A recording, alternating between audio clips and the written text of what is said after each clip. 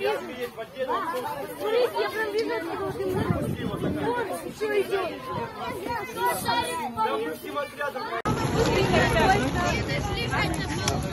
По автобусу пусть стоя, пусть на коленки садятся. Можно уехать домой?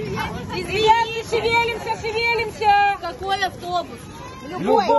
Любой, заходите, где есть место, стоя, на коленки там, стоя, на коленки, хоть как.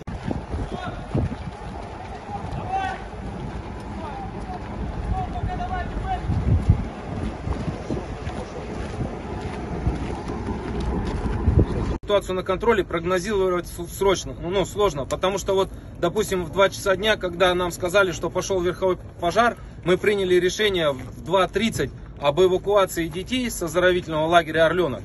Я приехал, пожар еще был на той стороне, я приехал где-то без 15:03. Буквально мы детей начали собирать, собрали в автобусы, уже где-то в 3:30 пожар прям перекинулся на эту сторону реки, хотя еще даже лес не горел, где-то метров 500 до реки с той стороны.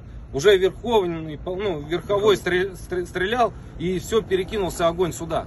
То есть прогнозировать сложно, но мы здесь держим на контроле.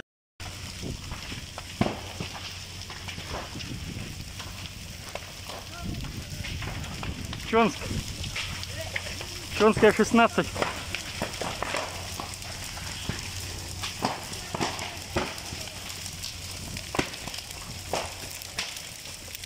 По оперативной информации, у населенного пункта Орлах Мирнинского района поднялся сильный ветер, в результате чего низовой лесной пожар перерос в верховой и произошел переброс огня на данный населенный пункт через реку шириной 100 метров.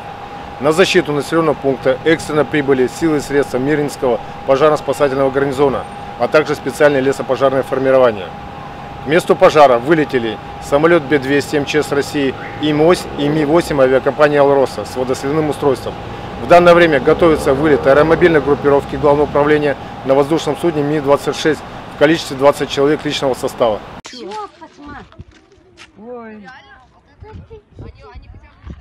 Ой, так слушайте, а что одна пожарка сделает? Это надо было сделать. Они не шевелятся. Ой, вон он загорелся. Вот, смотри,